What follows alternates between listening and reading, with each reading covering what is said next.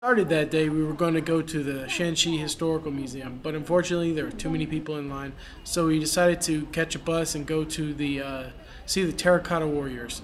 After a 45-mile bus ride, we finally got there, and around where the museum is, there's all the go figure, statues and tourist shops and stupid trinkets that are worth nothing.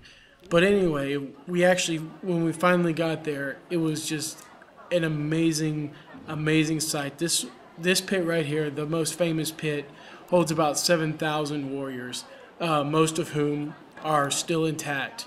There are a lot that are broken, but a vast majority are still all in one piece.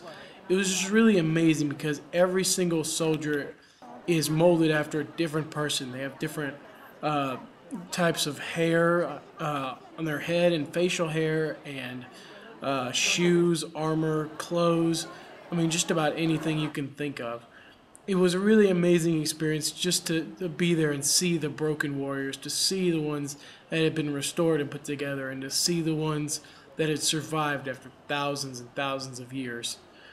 After the Terracotta Warriors, we were going to go to a couple of parks, but they were a little expensive, and then we were going to climb a mountain, but we didn't have time, so we decided to go back to Xi'an. That night, we just kind of walked around the city to get a feel of the nightlife, and we went to this night market, which you'll see right here.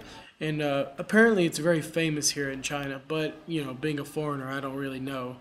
But they had a lot of really cool stuff. We got to eat some street food and buy some snacks and see all kinds of cool stuff. And it was a really long day, but it was a really good day, and I'm really glad I got to experience it.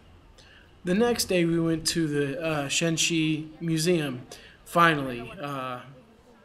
This museum is one of the most famous museums in all of China because they have artifacts from every dynasty, all from the Shang dynasty all the way up to the Ming dynasty.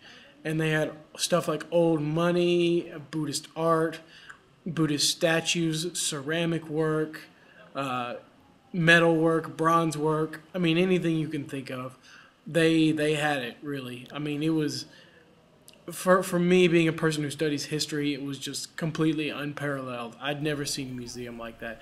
After the museum, we went down this road that I don't really know what to call it. I'll just call it a market road.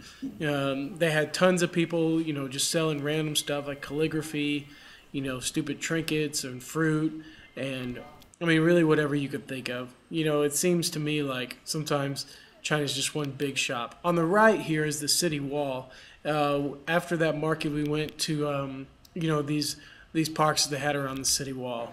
And after doing some other stuff, that night we had hot pot, and it was really good. And I got to meet some cool people, some really funny people, and just had a really good time. After eating, we just walked around for a little while until it was time to go to the train station and head back to Lanzhou.